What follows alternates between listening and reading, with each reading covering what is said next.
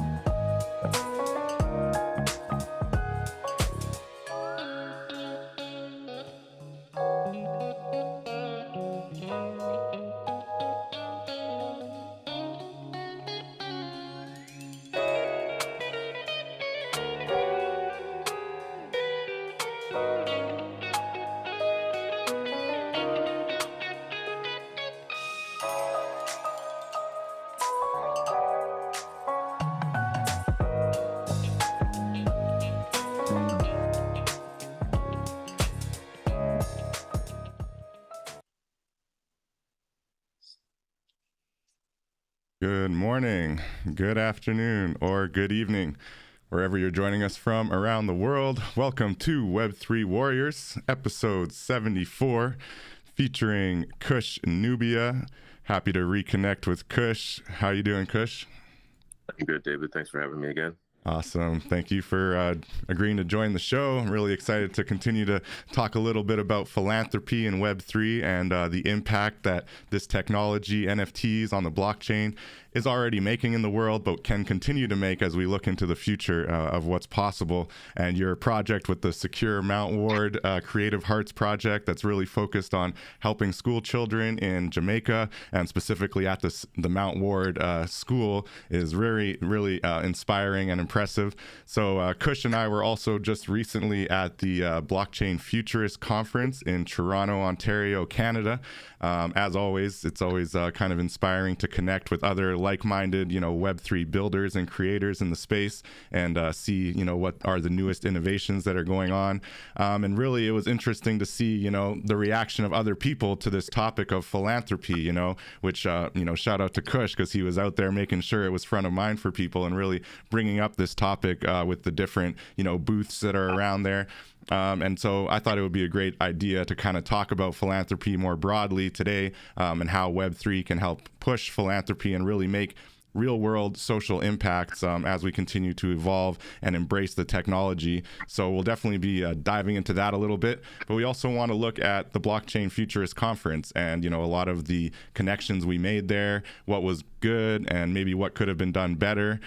So looking at that piece of it, one thing I just wanted to say off the front, so I don't forget to say it, is that I think that all of these Web3 events that happen, right? These IRL events, these conferences, they should all be considering how they can make a social impact, right? And Kush is a big part of why I'm thinking of this, but really the conversation kept popping up, and every time that we brought up philanthropy with any one of these booths, they were always very interested because they saw that when you do something that actually has social impact, even though the people that you might be helping have no idea what blockchain is or what NFTs are, they feel the impact, and so like what could be more rewarding and also more beneficial really for the technology than making real world impacts like that, right? So I think that that's one piece that I've seen kind of lacking from all of these conferences that I've been to now. I've been to a handful of them, but other than that, it was amazing. There was a lot of great conversations around the technology, and there were definitely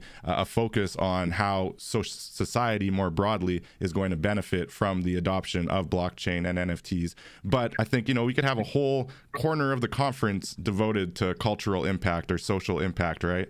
And so I'm hoping that as things continue to evolve, we can actually start looking at the social impacts of blockchain and Web3 as not just kind of ancillary or like a sidebar conversation, but actually core to what Web3 and NFTs and blockchain's all about. So that's kind of what I'm hoping to get into a little bit today. We're also going to be sharing our thoughts on the Blockchain Futurist Conference for any who weren't there. Maybe I have one or two clips I'm going to try to show on here as well of the NFT gallery that they had there, which was kind of cool. And yeah, it was just a really welcoming space. It's Canada, it's a lot of friendly people, but it was also very global. There were a lot of people there from all over the world, builders and creators from different blockchains, especially shout out to the Cosmos blockchain. They had a lot of builders there, and I definitely learned a lot about what's happening in the Cosmos space. So looking at that a little bit more closer. Shiba Inu also had a lot of big footprint there and had a major announcement. So we'll talk a little bit about what's happening in the Shiba world, which I was kind of surprised by, happily surprised. But so that was interesting too.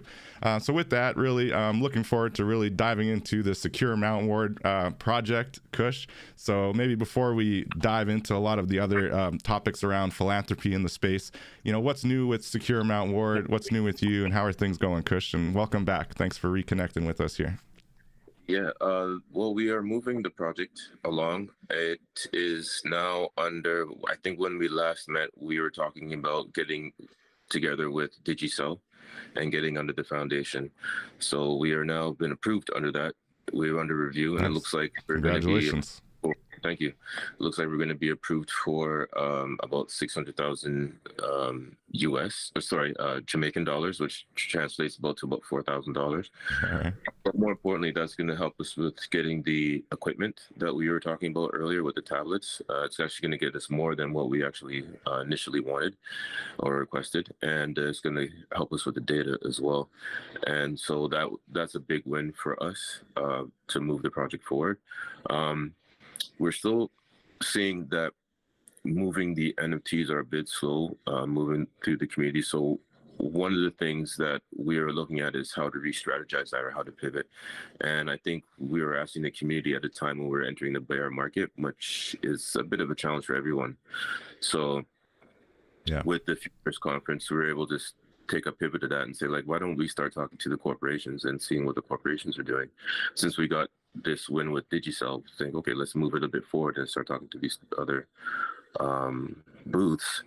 And with that, we're just seeing how there is a gap there. And I think that was also a win, and being fruitful, be able to build some relationships and be able to say that this is something that we're doing and this is something that you'd be interested in taking part in. So I have a lot of work to do with doing some following up, a lot of contacts. It was a great conference. And other than that, with the project, with all these pieces coming together, we are seeing that there is community there, but it's not really. I should step back. One thing I'm seeing in the conference is that there's an NFT community and there's a corporate community. In the NFT community, there is philanthropy happening there, and it's just getting plugged into the right community. So fortunately, I was able to get plugged into another community of NFT creators and builders, building on the Polygon network. And there's a lot of great things going on there in philanthropy. So if anyone's having any projects that are philanthropy based, I would definitely look to the Polygon community. I mean, I've had a lot of growth just over the last day being plugged into them after doing some following of the conference. Nice. the Twitter accounts gone from like 10 people to about almost 400 people in a day. So I mean, it's really exciting. It's very That's exciting. awesome. That's awesome. Yeah, we're looking forward to building over there and seeing what can happen. Yeah, it was pretty cool to be, kind of hanging out with you here and there at the conference, and seeing some of these booths when you would talk about philanthropy, and they'd be like, and then you actually tell them exactly what your project is, selling these NFT keys that the funds go back to Jamaica for a specific school that you're building up, and the fact that you're not just exclusively doing like just NFTs to raise money, right? Like you're really looking for fundraising and donations from any angle to help support this school. But the NFTs are kind of an interesting piece of it, and you've attach some utility to the NFT so that it's more than just making a donation. You actually get some kind of educational benefits on the back end. I do want to give a shout out to Metavoxels in the chat. What's up? And thank you to anybody who's joined us in the live stream. We always appreciate, any input, any questions. Feel free to chime in the chat if anything we're saying kind of resonates with you, or you want to ask any questions to myself or to Kush about the project. Definitely feel free to chime in. So thank you to any listeners, viewers hanging out in the chat right now. Appreciate you. So on that point, about the fact that you did really, make it an initiative that's fundraising specifically for Mount Ward School, and you are using kind of a variety of avenues to fundraise, right? Not just NFTs. How has that impacted the overall project? Do you think that basically you had to make it much more than just an NFT project? And on balance, is it been a good thing to incorporate NFTs, despite, like you said, it's been a bear market, it's been a little bit difficult to sell them, but on the flip side, maybe from an innovation angle and from just showing what's possible, I think you've got a lot of positive feedback, right? So how has that been, just kind of navigating that, kind of the fact that you do have all these different avenues and the NFTs are just one piece of it? Yeah, so just to comment on the different avenues, we gave 3 ways for the community to donate. One was the NFT, like you mentioned. The other was we used giveit.io, so you could donate with crypto directly, and we also used GoFundMe, so you could use fiat. The reason why we did that is because this wasn't our first initiative. Being the Mount Ward alumni, it's been around for a number of years, and the community that they have there is a bit older and not aware of the crypto. So there is some onboarding that had to happen there, and that level of comfort with the FUD that's kind of in the atmosphere. We just wanted to make sure that there wasn't any blockers for people who wanted to contribute. So we opened up the GoFundMe as well. And I mean, we've had definitely some good donations on that end of things, not so much on the direct crypto. And we've had some holders of the key as well. And we're hoping to, well, not hoping, we are looking to issue the utility starting next month. However, like I was saying, we're going to go back to those holders and start discussing the possibility of us migrating and what that's going to look like, migrating chain. Yeah, so on that point, looking at that new avenue you talked about with the Polygon community and the fact that, they like to support, social impact or philanthropy that's happening on Polygon, right? And I know I've heard, I think Near Protocol is another one that I've seen has been, pretty ears to the ground, likes to fund projects that are on their blockchain. But I mean, in the end, that's still helping their network too, right? So you can kind of see why, and it's always good PR, making a real difference is always good for any blockchain network probably.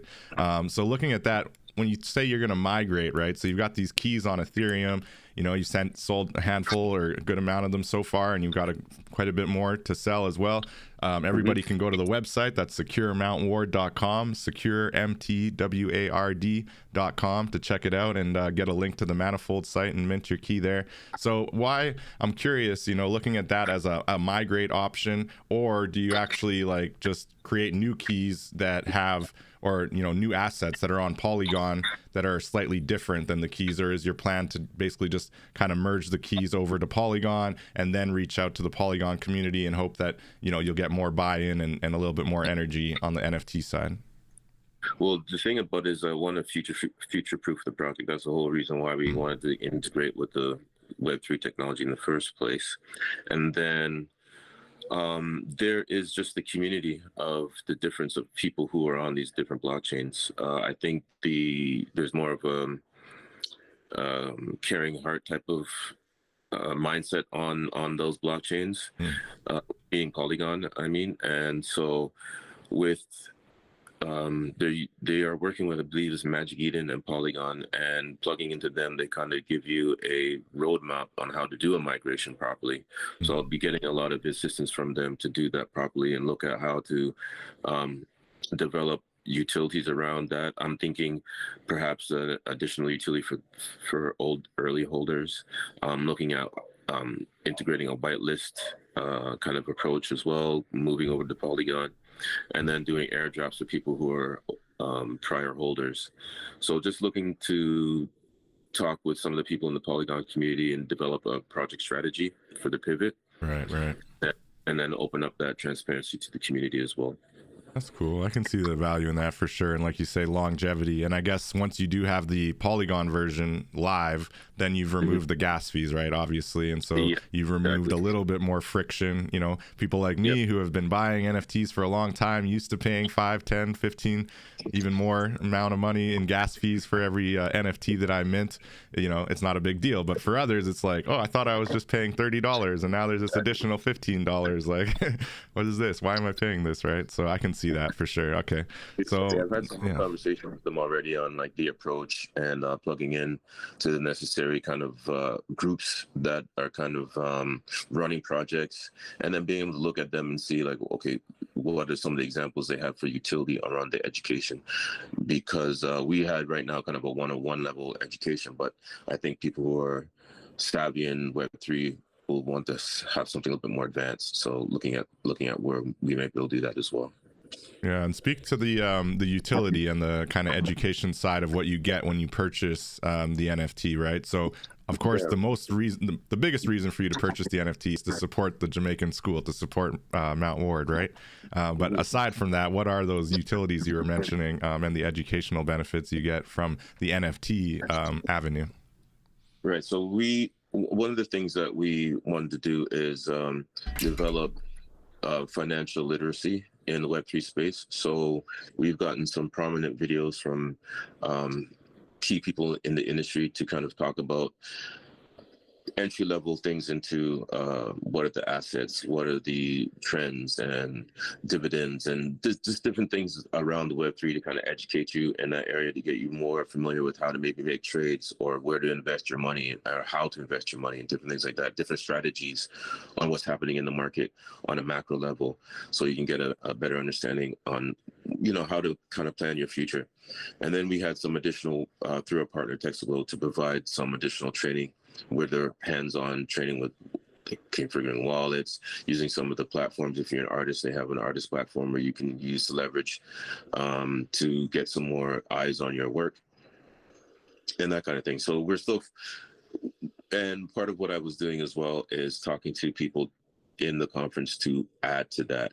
So we met some great people, I think by the name of Crypto Babes, if I'm not mistaken, because I think there's Crypto Chicks and Crypto Babes. Yeah, there's a lot of women groups representing there, the Crypto Chicks and the Crypto Babes. Shout out to both of them. Very impressive groups for sure. Yeah, and connecting with some of them to actually flush out some more of the utility around the education and the workshop. So awesome. These are all things that we're developing. We do have a set of utilities that are in play right now that we would, and those are around the financial literacy, which will be starting in September. We have showings. They'll be happening in Spatial, so they'll be token gated. And I got to shout out Tiny from the Raw DAO, who's been doing a lot of our 3D building of the spaces and classrooms and that. Awesome. And yeah, the Raw DAO, I got to give them a shout out for helping prop up the project and giving a Discord where we could house and grow the community. Amazing, man. I was just looking at the on the site here at securemountward.com and the NFT utility partners, and I realized there's the post-purchase registration. I didn't register yet. You know, I got my key, but you got to register on here. So you're saying that these kind of classes are going to be starting up kind of next month, essentially. And I know the ones through Texaglow say they're going on for 6 months, and there'll be like 2 courses a month kind of thing, 2 workshops. And just looking at all things Web3, developer side, collector side, artist minting side, just really full kind of educational program, hey? Yes. And of course, with getting plugged into this new community, I'm really excited at looking at what else can happen on the education side, because they have great speakers, they've got great developers, builders. Yeah, it's pretty awesome there. So looking forward to it. Amazing. And shout out to Radow. Yeah, that's amazing that you were plugged in there. I see a few other logos I know here. Storytime DAO, Dream Conduit. It's awesome. Love to see it. It's really, your project is quite impressive, man. And it's rooted in the community, most importantly. So looking at this broad umbrella of philanthropy, right, and looking at Web3 and thinking about the way, a lot of these kind of more corporate or really just people who have their heads down building their projects, are not necessarily thinking philanthropy or realizing, how much real world impact can be made from the blockchain. So like, how do you think Web3 can or should be adapting or evolving to be more impactful? Like, what would you like to see more of at a conference like Blockchain Futures Conference, but really just in general in the Web3 space, to kind of help projects like yours maybe be a little bit more of a priority, if that's the right word? I don't know. Yeah, well, I didn't see much of the corporation side with putting on any offerings to say we are here to kind of support philanthropy projects, or any applications to say apply to see if you fall within some of our philosophies or mandates. Like, for example, we fell under Digicel because they felt that we fell under technology in the STEM approach to the education of youth and everything of that nature. So that kind of thing, like where does that kind of fall into some of the ideologies of the corporations that are existing right now? And so I'd like to see a bit more of that, like have an opening, maybe we can apply. Talking to a lot of these companies, they didn't even have someone who they could even point me to say, oh, this is our area of our give back type of thing for the community. So maybe seeing a department that it is working on that. I think out of all the companies, say maybe I'm at 20, I'm at one that was in the non-profit space and was eager to work together on developing more education for utility. So, yeah. No doubt. That's great. And overall, like when you look at the feedback that you did get, even if they hadn't really been thinking about philanthropy before, like, are you encouraged by the fact that, they're at least kind of wanting to take that angle kind of, and how do you think things will evolve, best case scenario? So first, to answer the first part of the question, I got a lot of big eyes when I asked, like, what are you doing for philanthropy, or where do you give back? And it was like, right. And it was like, then the question was like, oh, well, I'm in the philanthropy space, this is what I'm doing, tell them about my project. Then that would kind of spur the interest, and I'd get some contacts and stuff. And so I think that in the future, I think people will make space for that because they see the value of giving back. They see the value of education. It doesn't necessarily have to be money. It could be maybe putting some time aside to share some education, share some knowledge to grow things forward. So I think we'll see a lot more of that. A lot more of people offering their time to share knowledge and share experience. I think some more of that will be happening, or gives talks and that kind of thing.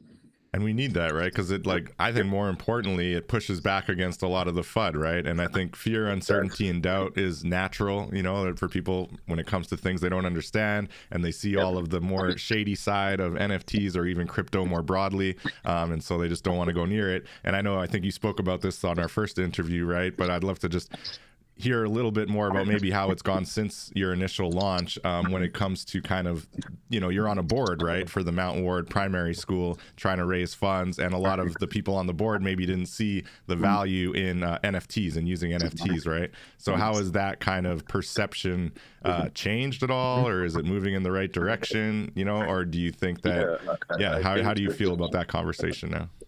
Yeah, I think the perception has changed a bit. I think there's still some, for the broader community, I feel like there's still some education that needs to happen there. But as far as the community, I think they were always on board with the futurization or future-proofing the initiative. And then seeing, some of the items actually be purchased, I think was something, of course. Them not knowing what would happen and seeing some of them actually sell definitely is a win. And then I haven't had a chance to tell them about this new recent development with with the Polygon. So I think that'll be Right. another exciting moment. And then of course being accepted under STEM for Digicel, because we had the Web3 component, again, was definitely something seen as a win there as well.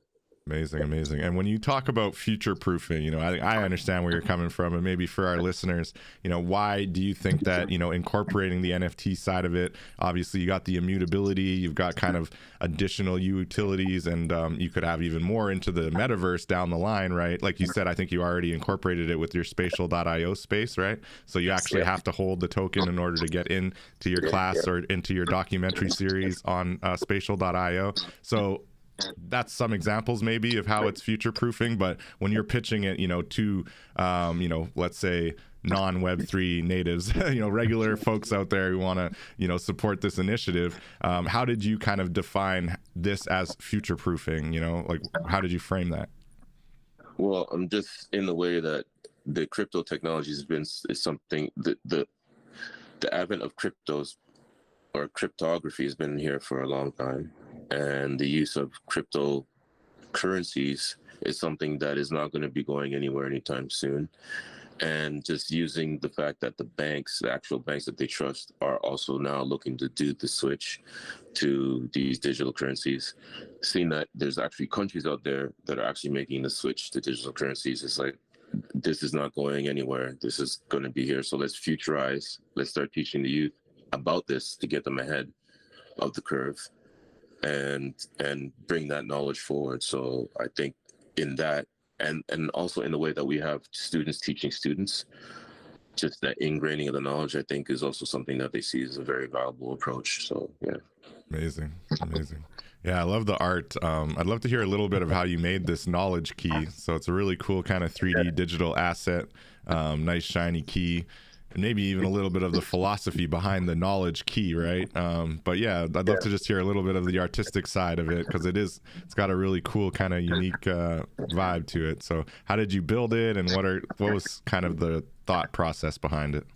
Yeah, the thought process basically was, I wanted to have a 3D asset that you could use in your 3D spaces. So some people who have bought them have put them in their spatial space to kind of show them off, say that this is a project that I represent, and that kind of thing. So it's a kind of a token in that way. And then the design, I commissioned an artist that I worked with before to do the logo. And then once I got the logo, I converted that into a 3D logo. Mm-hmm. And I built a key around that and put all the pieces together using Nomad Sculpt. And I used 3D Builder and to do some of the coloring and smoothing. And that was pretty much the process. It did take some time to put everything together, of course, and make it kind of stand out. And there is kind of like a little, what we're going to have as a trivia, because if you really look at the key, you can see there's a few letters missing, but it kind of spells. The trivia question would have been, what would those letters missing spell, right? But that was and it's kind of a Jamaican slang, but it was quite fun to make. I mean, there was a lot of excitement around the key when I actually showed the piece to the committee and everything like that. And there seemed to be quite good feedback when showing the key to the community, like we were a part of here on Clubhouse. So yeah, I think going forward, I'd probably have another version, because the idea was to have different keys as the fundraising would continue, because as you know, we would have to do additional fundraising to keep the data going for those tablets that we get on the first run. So the idea was maybe to have an additional key for that. But what we're thinking now is just have the artwork from the students. I think that would be something that would be more tactile to the people who are donating, to have a piece of art from the actual students. And so that'll be the going forward. Yeah. It's really interesting. It opens up opens up a whole bunch of new opportunities if you do that. But I like the key as like the foundational kind of collector token item, right? As kind of for your core supporters. Mm-hmm. And then the key, the term is like knowledge is key, right? Everybody knows that kind of that slang, so that catchphrase. So that's basically what initiated the design of the key. Knowledge is key, and we're sharing the knowledge not only with the students, but through utility with the holders as well. Amazing. Yeah, I can definitely see that connection. Yeah, looking into the future, I really am excited to see, season to season or semester to semester, I guess. How are you looking at kind of unfolding the next kind of iteration? Is it something where you're just building directly on it, or do you just relaunch it as like a whole new thing? Have you thought about that so far yet? Like looking into next school year things? Yeah, well, that's some of the strategy that we're like. I want to go back to with some of the advisors if we get accepted onto the Magic Eden, because they have a creator application for bringing projects onto that blockchain. I believe it's up to $1 million. I will say Magic Eden has always given me kind of degen vibes, but if they're down for social impact, then that's real cool. You let me know, man. Let us all know. We'll definitely go check that out. I haven't seen much social impact over there. I'm seeing more of the PFP lane in the Magic Eden space, but that's cool. And I know they started on Solana, but I believe they now support a wide range of blockchains as well. So that's a really interesting one. So Polygon kind of has made a pretty good pitch to you, it sounds like. Have you looked at other blockchains as well, as far as like trying to be more blockchain agnostic or maybe multi-chain? Or are you really just trying to kind of find the community that resonates most, that's going to actually want to purchase, want to like see this succeed and, just run with it? Yeah, I'm really looking for the community now. I think they say the strategy is to have the community first and then just drop kind of after. So I just want to get plugged in, let them know who I am as a person, get into some of the Twitter spaces and connect. It's been pretty good so far. Haven't really done any shilling of a project or anything like that. It's just getting to know the community, right? And who they are as well. And to start talking and tapping some shoulders and talking about strategy, look at some of the projects that are existing there, see what I might be able to leverage as far as some ideas, as far as the utility and how it's done. And I'll kind of go from there. Of course, taking a step back and calling together back the team that I was working with that got me to this point. No doubt. Making sure they still have interest to want to move it forward into the Polygon and get all that buy-in again and everything like that, make a new plan. So there's a lot of work that will be happening to keep it moving and to keep the existing life of what's happening with the holders going right now as well too. So yeah, and that's the whole thing too, right? And you were talking about potentially airdropping to those who already have the Ethereum key, if you launch it on Polygon. That would, I think, make sense. But then maybe there's also, additional benefits that those early supporters, right? That was the real core people who were like there for you from day one, from the jump. Yeah, awesome, man. Well, that's really fascinating. Is there anything else you want to speak to specifically on the Mount Ward project before I turn it over to the Blockchain Futurist Conference? I want to look back at that a little bit. It was quite the eventful week for sure. But yeah, looking at Polygon, I wish you a lot of luck on that front. I think it makes a lot of sense, and I do think there's a good kind of baked-in community. But like you said, you kind of have to be almost introduced to like what's the best like angle to kind of reach this community, right? Like personally, I've seen more kind of engagement and excitement in the Ethereum space than the Polygon space, but again, for specific projects like this where it's a fundraiser and you're raising funds for a specific purpose, it just makes sense to eliminate gas fees, right? It makes sense to go where other fundraisers have been finding success, and I'm sure there are some that have done well on Polygon, and with that, I don't think you're that concerned about like future tradability or increase in value or any of that kind of stuff that I think you find more of that conversation on the Ethereum network. How are you looking at that as far as like entry into Polygon? Are you not worried about being able to actually make that connection? You do all this and then it ends up being similar or not as much engagement? Well, it's just the risk that I think would have to take with running a project in Web3.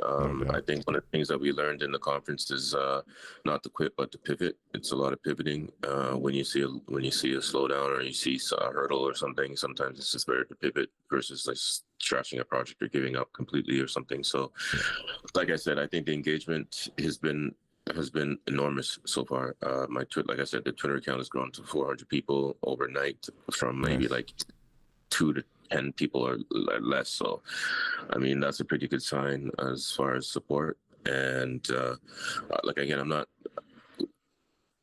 we are also looking to see how we can approach the corporations for that support.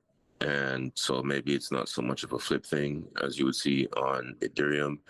I think we want to get into a community that knows that it's not really about the flip. It's more about the supporting of the project and making those ripples in the community or in the world to have those changes happen.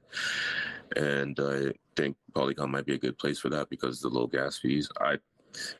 And I thought perhaps, Ethereum might have been the best place because there's a lot of people there. But like I say, it's different philosophies, I think, on different blockchains. And I think maybe the philanthropy space is happening on Polygon and maybe near, like you mentioned as well. But I don't see much of that on the Ethereum space as much. Yeah, it's unfortunate, like I do recall, back in 2021, it was like almost every NFT project had some social impact angle to it, but it wasn't necessarily like that was the core purpose of the project, right?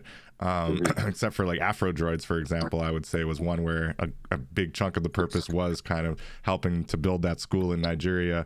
And we've spoken to Owo, and he kind of speaks on the importance of the social impact as well. And to your point, in the Ethereum space, I think that a lot of the narrative is about, treating NFTs as investment vehicles, and not necessarily fundraising vehicles, not necessarily social impact vehicles, or just collectibles, or even really just to support an artist by buying their art on the blockchain. It does have a much more kind of, what's the future growth, value? What's the future potential of growth in this space? And I think it's unfortunate, and it is just the loudest voices in Ethereum. I think the quote unquote influencers like to be all about, kind of pumping bags and promoting certain PFPs that they think they have all the alpha on. So yeah, I think it's just the loudest voices. I do think there is still definitely an audience on Ethereum for social impact and for philanthropy, but definitely it's not the loudest voices. And unfortunately, it does seem to be the case that people like to go wherever the cool kids are at. So yeah, that exists, and I wish you the best of luck on the Polygon space, man. It's really exciting to see you making that pivot, and be happy to help and support any way I can, and definitely let us know, and we'll let the community know. And what was the Twitter account for Secure Mount Ward? Is it just Secure MT Ward? Mount Ward Alumni. So Mount, MOUNT, Ward Alumni. Awesome. There we go. Everyone go follow that on Twitter right now. Mount Ward Alumni.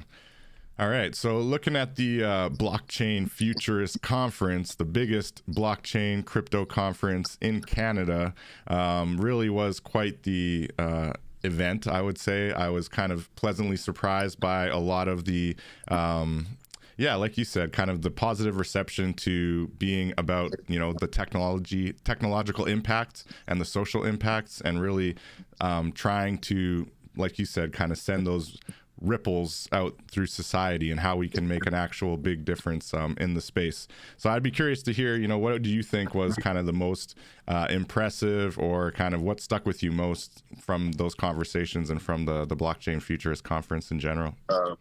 I think that, first of all, the space they chose in the city was awesome. It was a great, you really gave that Web3 vibes, the Lambo pulled up outside and all that kind of thing. So aesthetically, it was awesome. I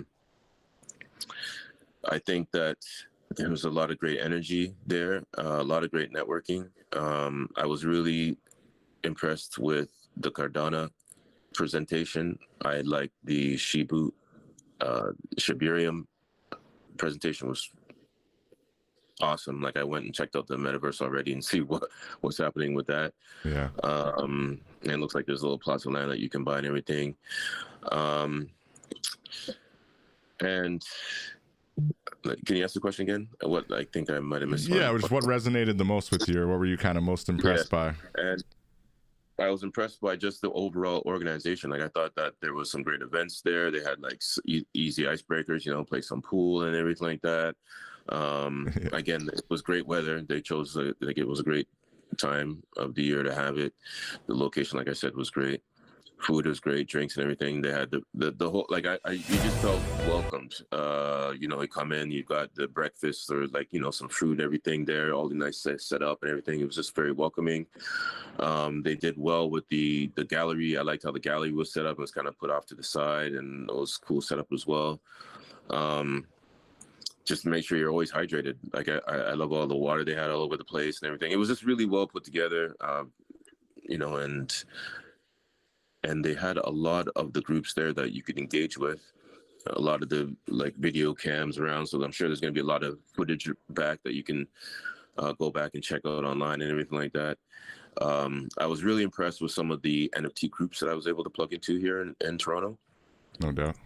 NFTO was great. I gotta thank you again for the ticket, and I gotta shout out 40 Ounce Heroes as well for the panel. I was really enjoying being part of the panel, talk about ownership in Web3 and what that looks like, and copyright and everything of that nature for artists and musicians. So that was really cool. Met some great connects there, and look to do some great collaborations in the city here in Toronto. I do recommend coming out here to this conference to anyone who's watching now. It's definitely a must do on the list. Yeah. Most definitely, yeah. Those are kind of the things that stuck out to me too. Really, just bringing kind of Canadians together in many ways was kind of a nice thing to see, because I haven't really had the opportunity to meet a lot of Canadians that are in the Web3 and blockchain space, and just seeing so many of us kind of all together, really talking the same talk and really focusing on whether it was the art NFTs or whether it was really cultural impact, social impact. On day one when I was there, I went to 2 events and they were both great, right? So I started at the Virgo CX, kind of, they call it their VIP event. Shout out to the Canadian Blockchain Consortium as well as the major sponsor there. And they did a great job kind of pulling it together, having good educational talks. But it was definitely a little bit more, like you said, the kind of corporate class, you could say, of the Web3 blockchain space, a little bit of the compliance conversation as well, right? Looking at regulations and looking at kind of the way that society is or is not adopting blockchain technology. And so that was a great conversation, good way to kick off the day. But it was also, not really hype, it wasn't really like super exciting party necessarily. And so, NFTO, shout out to Galen and the NFTO group. So that's a whole community kind of based in Toronto, of course, looking at promoting NFT creators and builders in Toronto. So they call it NFTO. And they also had their own event. It was a few blocks away from the Virgo CX event that I was at. And I go there and, there's hip hop, there's people kicking it outside. It's just a lot more of the kind of cultural, like kind of down grassroots artists, I would say, artists and creators vibe. We were playing some video games in the basement, like that's what I'm talking about. So I just thought it was an interesting way to kind of kick off the Blockchain Futurists event, was like this contrast, right? So there's the corporate space and there's the real cultural space, and they definitely overlap and mishmatch a lot, and they both have very kind of important things to contribute, I think, to the overall Web3 space. And shout out to the Luna PR agency as well. I thought those ladies were really impressive. They talked really about like what, how public relations on the blockchain and in Web3 is a little bit different, and they have some really great advice for small podcasters like myself, to really grow and take things to that next level. So I really appreciated that as well. But to your point about the Charles Hoskinson speech, Mr. Cardano himself, he really did, as he often does, kind of hit on the power of the technology and the idea that, exponential growth seems to be the benefit of this technology more than anything else, right? And you could see it in AI as well. You can see it in a few other technological areas where we're not talking about like this small kind of gradual growth anymore. We're talking about real exponential impact, And so for that reason, now is the time to be building. Now is the time to be focusing on the impact of the technology and actually getting involved, because we don't know when those exponential growth explosions are going to happen again, right? Like even whether it was Bitcoin, people who have been in Bitcoin since $10, $20 understand this exponential growth. Yes, it falls quite a bit and it can be very volatile, but ultimately on balance, it is exponential growth and it continues to kind of be that way. And I don't think that kind of market trajectory is going to be changing, especially looking at Bitcoin, Ethereum, and a few other kind of key technological blockchains that are really focusing on what they do. And frankly, I know a lot of people love to hate on Cardano. Their price of the coin maybe will never go up over $1. I don't know. But looking at what they're actually doing on the ground and what they actually see in these kind of micro ecosystems or micro economies really that are built on the Cardano blockchain, it's really impressive, I think. And you see like how this can make a difference in a small town in Kenya, for example, or a small town in Ethiopia. And that's what matters, I think, but not to everybody. A lot of people just, they want to go to the moon, right?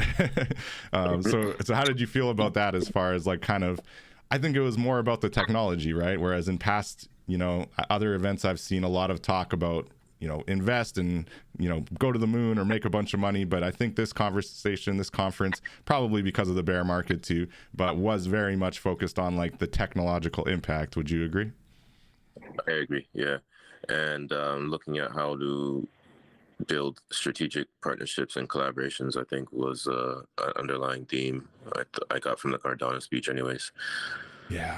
Yeah, we're working on that piece as well here. Any of our listeners out there interested in some strategic collaboration with Web3 Warriors, we're always down. And, we continue to build out and connect. So many amazing connections. Like, I'm pretty sure I have podcast guests for the remainder of the year, if not into 2024 now, just from all the amazing builders and creators that I met there that were interested in jumping on. So we always appreciate that. And that's what we're really all about, is talking to the builders at the grassroots level, not necessarily trying to find the biggest, most influential voices, but we're all obviously open to that as well. It's all about the ecosystem and promoting what's happening. So before we wind down here, I definitely want to, again, anybody listening in the chat, feel free to ask any questions. I did want to speak to the Shiba Inu big announcement. Shibarium is now live, trying to launch a kind of DeFi revolution, as well as a so-called metaverse revolution, you could say. They were saying that they're basically the first sovereign digital state.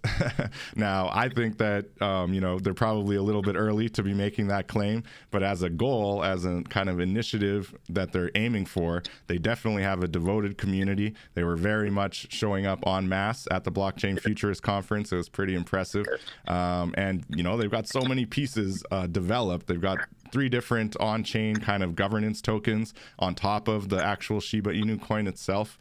They've got a really pretty impressive 3D build that's been going on in the metaverse right now.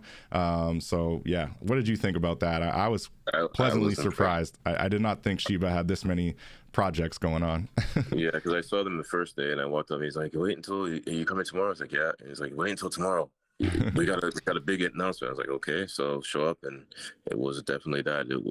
I was pretty impressed. I was even impressed just with the presentation that they did, just how they did the presentation, like using avatars and the speech through the avatars and stuff like that. I thought that was awesome. So that made me really, because I'm really heavy on the avatar, custom avatar 3D thing. So immediately the first thing I started looking at was the metaverse and what that looked like, and it looks pretty interesting. Huge plot. Looked like it's all divided up already. It looks like there's some things that may already be reserved or restricted or something. There's some things open, but I couldn't see a price on anything yet. So nothing's quite open yet. Yeah. So, yeah. So how decentralized will it really be, But it seems like they're aiming for full decentralization. And I noticed they have a kind of form online here. I just kind of poking around their website at shibmv.com, which is Shib Metaverse, I assume. And they got a form. So be part of the Shib Metaverse. You fill it out for partnership opportunities. So that might be where you want to check out their Absolutely. Thank Kush, you. Get that philanthropy angle in there. So, we're selling some keys on the Shib Metaverse and support some kids in Jamaica, Shout out, John. What's up? Thanks for dropping in, man. Appreciate you. He was also at the Blockchain Futurist Conference. Shout out. Doing the live stream tings. But yeah, man, I was like, I have a small bag of Shib, full disclosure, but I also just thought it was cool as a meme, as a meme coin early on. And I did hear that there's just a lot of dev work happening in the space. And to me, like, that's one piece that I always look at for any blockchain, really. If the difference between shitcoin, as some call it, and a real kind of actual use case and utility is the community. Really, that's the main difference. What is being developed on the blockchain, what are they aiming to do, and what is actually being done right now, most importantly, because everyone can just say they're doing XYZ and make a real great white paper that looks so engaging and get everybody to FOMO in. That's one piece, but actually seeing the devs on the ground, and now having visited at the Blockchain Futurist Conference and spoke directly to I forget the name of the other ones, Shibacals, right? I think they were called. They're called Shiba Cows. They were like decals that were 3D printed, but you actually get a digital asset version too. So it's a phygital platform, and it's on Shiba Inu, and it's just devoted to basically promoting the Shiba ecosystem. But it's a very cool phygital project that I haven't seen done, frankly, anywhere else, like on a broad scale. Like I've seen individual NFT projects, you know, come out with a physical item that you can get if you own the NFT, and that's cool. But to actually say like everything in the Shiba ecosystem, they want to be able to like help people make phygital versions of those assets, is a pretty cool kind of initiative that I haven't really seen on any other blockchains, into the extent that they had it there. And they had a lot of phygital pieces there for display that looked really cool too. So yeah, just it's impressive. Yeah, I'm looking forward to it. I'll definitely be taking a little bit more concern around my little shit bag that I do have. So yeah, I'm taking a closer look at it for sure. You know, and I, like you said, I want to get into this metaverse and actually walk around and see, and then I'll probably be, you know, if it is as good as it looks in their trailers, like you said, they showed up on avatars for the big announcement. It was 3D, like, you know, I would say it wasn't quite Grand Theft Auto style graphics, but it was close. You know, like it was pretty close. It was good immersion. Definitely not blocky. Definitely not voxel style, a little bit more in the Unreal Engine kind of lane, I would say. Shout out John saying we're heavyweights in the metaverse game. You know, we're just out here plugging away, just trying, building, seeing where things go, you know. So when you look at the IRL meetups, right, how important do you think it is? You know, like you and I, we had talked many times on Clubhouse and other spaces. You know, we've obviously had this kind of conversation on the podcast earlier, but we were able to meet in person and, you know, make real connections and help each other out when it comes to promoting and talking to other people at the conference. So how important are these kind of IRL events, do you think, for the Web3 space? They're critical. I think they're important for sure. I mean, I've been on the app with you for what, 2 years, and I finally get to meet. So yeah, it's definitely the thing to do. Actually make a physical connection with people that you've been speaking with for a while, and you just we organically kind of just started kind of helping each other. You're kind of showing me, oh, I'm gonna pitch like this, and you're like, oh, and you're like, I like to get them on Web3. It's like, oh, sure, yeah, make that introduction. Like, so it's just, you know, things just organically kind of start working nicely, and I definitely recommend this conference to people. Put the Toronto on your list of ones to touch down at, and yeah. And how about that? Just the fact that there were so many builders in Toronto. Like I think about where I'm at, Winnipeg, Manitoba. If we try to do something like that, we'd be looking at like 90% foreign people from outside of the province coming to talk about it. We don't have enough people, like at least that I'm aware of so far, really building and focusing on the technology to hold these kind of conversations. But I mean, granted, Ethereum's from Toronto, right? And there's definitely no shortage of devs and like people that really see the vision and mission of Ethereum specifically. There was ETH Toronto there, ETH Women, you know, based in Toronto. So they definitely have a big Ethereum footprint there, right? And maybe that is a big part of why. So yeah, you don't want to sleep on Toronto if you're active in this Web3 blockchain space.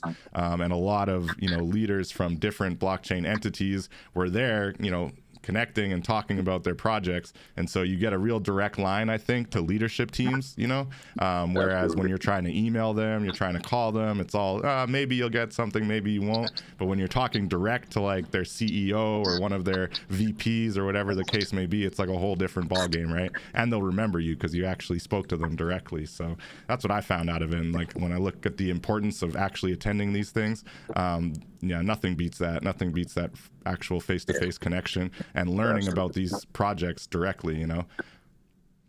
Yep. And just building a relationship with someone as well. Just hanging out, talking, just shooting the breeze, just building a friendship with people. I mean, that's people like to work with who they like, right? So 100%. That's also key. Yeah. 100%. So off the top, I was talking about one piece that I would like to see more of at all the different events that I get to, really the Web3 events, is a exclusive focus on culture and social impact, you know? So how do you think, if there was anything to kind of improve or evolve or iterate for next year, you know, how do you think we could, or they should really promote this cultural social impact side of things more? Well, I think they could have more, maybe a panel discussion focused on that with key players who are in that space in the area, and bring some more awareness to that. I know we met Quentin and Jasmine, who are both kind of in that space, and look, got to speak with them through 40-ounce Heroes, but maybe some more spotlight on peak creators like that and what they're doing in that space. And for cultural causes and philanthropy causes, building education and building bridges between cultures and things of that nature. I think that would be a good place. And it does seem to kind of come down to those satellite events a lot, right? When it comes to really wanting to connect with the culture and really kind of like get under the hood of certain projects and speak to the social impact side of things. I feel like these satellite events give people a little bit more space to speak and to really get into, personal connections, like you said, wanting to actually connect with people and you like. I'm hoping they just really, just like section off a whole corner of the conference, for people making, a social impact. And it doesn't have to be just exclusively that, right? They can have broader projects, but they just happen to also have this piece of their project that, is helping XYZ initiative, whether it's in Canada or somewhere internationally, globally. I would like to see a little bit more of that. So we'll keep saying it. And, there were some good talks around, underrepresented people in Web3, and definitely a lot of talk about having more women in leadership and points of, in blockchain teams, and really just understanding that there are a lot of women developers and, making sure that they have space. So that was a good conversations for sure. So it wasn't like the cultural conversation was completely lost. There was some of it. But I think that we can just make it so integral to Web3, right? That, making a social impact should be a no-brainer. And it just helps people, I don't even like to use the term mass adoption, quote unquote, but it definitely helps people who are not at all looking at Web3 to look at Web3 if they got, an iPad at their school because of a Web3 project that, supported them. Or in the case of Afro Droids, the whole school was built because of an NFT project or Web3 project, right? So that's how I think you get more adoption for sure, and how things grow in the right direction and in the right way. So do you think that Canada is kind of in a position to really be a leader in this Web3 blockchain space based on kind of what you saw there? Yeah, after what I saw on the weekend, I definitely think what I learned about the amount of development that's happening in Canada or in Toronto, definitely think that we're in a leadership space for sure. Yeah, no, I'm hella impressed, honestly, because I look at like the regulatory side of things, and government's never perfect, all right? It doesn't matter who's in power. And I think that even looking at the regulatory piece of it, frankly, all parties have certain people that like crypto and certain people that are a little more skeptical maybe. And so it seems to me, at least from what I've read of, certain committees and things that are working their way through our parliament, that the importance of a sovereign wallet, for example, is being highlighted. The importance of blockchain as kind of an innovative solution to A, global finance, B, the creator economy, having more authenticity behind, the people that are actually creating and actually getting a fairer kind of proportion of their revenue when they sell things, all these kind of things. From what I've read, the Canadian government in large, seems to understand how this helps the economy and seems to be wanting it to at least grow. Of course, they have their FinTrack and AML concerns, anti-money laundering and all of that, which frankly all banks have, of course, as well. And these things happen across legal firms, across banks, and across the blockchain, and they need to be kind of understood and the security pieces put in place to be kind of prepared for that. So with that in mind, I think we have a good eye towards, what crypto can actually do for creators and for your average person out there. It's not just about investments and not just about, shady international movement of money off the books. On the contrary, it's actually more on the books than a lot of the kind of hidden stuff that happens in banks or in law firms, So yeah, I think Canada is getting really well positioned right now to kind of lead the conversation. And we're a pro-innovation country, I think. At least I like to think we are. So no matter who's in charge, I'm confident that we will continue to move in the right direction, I hope. And John is saying we can look forward to some of the panel videos coming out soon. Shout out to John hooking up the live stream and the post edits on the videos. I'm sure he's hella busy right now still, but it was quite the week, man. And shout out to you, man. It's really amazing that you're able to do that. And yeah, I'm excited. So Kush, what do you have around the corner? As we're winding down here, I'd love to hear, anything that our audience can look forward to. I believe you have a little bit of music projects going on as well. So yeah. What's new in Web3 and what can we look forward to around the corner? Yeah, on the music front and art front, just dropped some artwork on the blockchain a couple weeks ago on OpenSea. Visions of Planet Indigo. I'll be doing some additions to that collection with some more music and some more art pieces in this Sorry, what was the coming week. title again? Visions of Planet Indigo. Visions of Planet Indigo. All right, cool. Tell us about it. So I said Visions from Planet Indigo. Oh, Sorry. from Planet Indigo. Gotcha. Visions from Planet Indigo, and it's on OpenSea. There's a 3D piece there that you can use. I'm trying to go more into the 3D, so you can the digital twinning aspect of things. So you'll be seeing some more of that from me in the future, looking at how I can do more digital twinning and look how to get physical pieces in IRL that have the provenance connected to the blockchain and being able to move that with the physical piece. So looking at things like that. Super cool. So what about the phygital conversation do you find enticing, especially from a music perspective, right? I mean, music's gone so anti-physical for so long, unless you're one of those, hardcores collecting the vinyls and things like that. Of course, there is still the collector base for some physical items, but in general, it's become a very digital medium. So what's kind of inspiring you to take that phygital approach? Yeah, just in the way of merch. Merch, yeah. Because with music, I'm thinking fashion and merch, and being able to do the digital twinning on that. So if you were to buy a piece of merch or something, maybe you'd have a digital twin on your avatar or something, and like that. Oh, that is super cool. So you buy the shirt at like a show or something that you're doing, and then you actually get like a little QR code that you can scan and claim your digital twin. Yeah, something like that's that. Nice, man. Yeah. So because with Spatial now, they have all the they have a custom avatar deal coming. Well, it's not deal coming, it's here. It's already happening. And they also have the ecosystem that they built over there as well. So it gives you a little bit more flexibility to be able to sell pieces that people could use on their actual avatar. So obviously clothing is the first thing that I'm thinking about, and doing digital merch in that sense around music, like That's you awesome. would as an artist in IRL. Yeah. And do you see it going the other way as well, where like they purchase the metaverse avatar clothing, but you allow them to claim a physical piece as well? Absolutely. Yeah. Absolutely. Wow. Absolutely.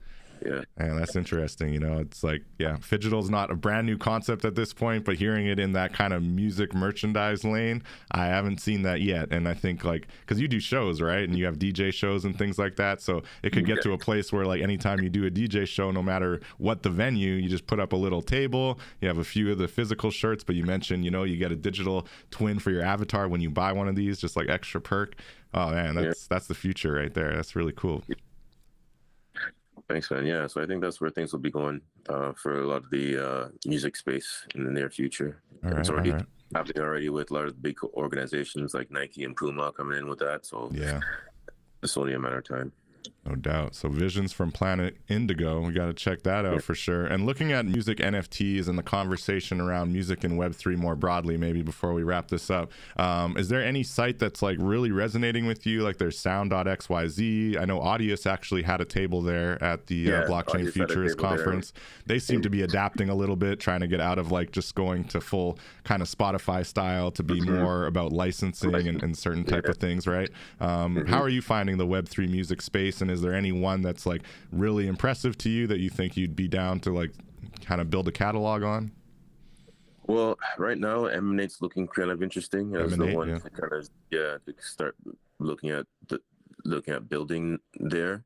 But I just got to see as you get further into the music, you get other people that are kind of connected to your initiatives as well. So you got to see how comfortable they are as getting involved in Web3, like if you working with a publisher or any of that kind of thing. So, but just being independent, I think I'm going to start looking at Emanate. I've been putting music on Tezos, so Object, and then this one I put on Ethereum, which is this current project. No doubt. But I think going forward, Emate's looking like a pretty interesting place to put music in. What's your project on Tezos called? Oh, some different. It's just single songs. So if you just look up, you just look up my profiles. I am Nubio on Object, then you'll see some of the collection. I am Nubio. Yeah, all right. So you don't claim that Kush Nubia name on all these platforms, hey? Your I am Nubio is your handle. Yeah, I am Nubio is my handle. I've been using it. I use it on all my. I kind of use it on all my social media, and just put Kush Nubia as the name on there. No doubt. Cool, man. Very impressive. And so Emanate's the one you're kind of most impressed by so far, but open to see other ones. And another thing too, like we've heard from Low Sleazy and Kane Mayfield, shout out to them. They always talk about, you know, making sure you kind of spread yourself out and don't necessarily feel like you only have one or two options, or, you know, get like religious about a specific platform and like, I'm only going to do music here. And especially in the music space, I think in the art space, you know, they say copy minting and having the same art on different blockchains is a little, you know, whatever, maybe a little taboo. But in music, no one's going to complain, or no one's going to criticize anyone for putting their music on pretty much everywhere that they can, right? And to monetize that way. What do you think about that? Or do you think that it should be? I never actually thought about that. I actually thought that it'd be a one-on-one on a chain, and if you took the piece of music and put it on another chain, it'd be copy minting. But if that's something that's open in the music community, then I've been seeing it. Maybe you put a little bit of different art, right? Because you usually almost always need some kind of visual, so maybe you switch up the art a little bit depending on the blockchain. But definitely, I would not limit yourself as far as the tracks for different blockchains, for sure. I've been seeing a lot of people kind of putting the tracks on all the different blockchains. So totally something to think about. Don't limit yourself, man. That's good stuff. Well, I'm glad we can put that education out there for anyone else listening, looking at the music space. John was saying your idea about the merch is sick idea for sure. And also wishing we had more time to chill, but he was a busy guy. We went and dropped by once or twice, right? Saw him doing his live stream thing. Shout out to John, man. Appreciate you. Thanks for dropping in. So with all that, I don't know if we have any other questions from the chat. I think we're good. Do you have anything you want to add before we wrap up here, Kush? Appreciate you jumping on. Just make sure to put Toronto, the futurists, on your list. That's it. Get out here. I'm going to be regular now. NFT NYC and Blockchain Futures Conference. Those are mandatory for me as far as I'm concerned, year to year, because it's like the whole gang comes out for NFT NYC, which is amazing. You know, we've got a lot of friends on the American stateside through the Clubhouse community and through the different Web3 communities as well. But here, you know, having that Canadian footprint and really, you know, again, the birthplace of Ethereum. Charles Hoskinson was speaking, who's definitely a leader, one of the creators of Ethereum as well as the creator of Cardano. You know, so that was definitely an amazing voice to be able to hear directly from. So yeah, definitely don't sleep on Toronto. Don't sleep on the Blockchain Futurist Conference. Appreciate you so much, Kush. It's been amazing. All right. Well, until next time, I'll catch you all in the metaverse, and we'll be continuing to build and push philanthropy and all these things that are possible in Web3 and blockchain technology. Peace out, everybody.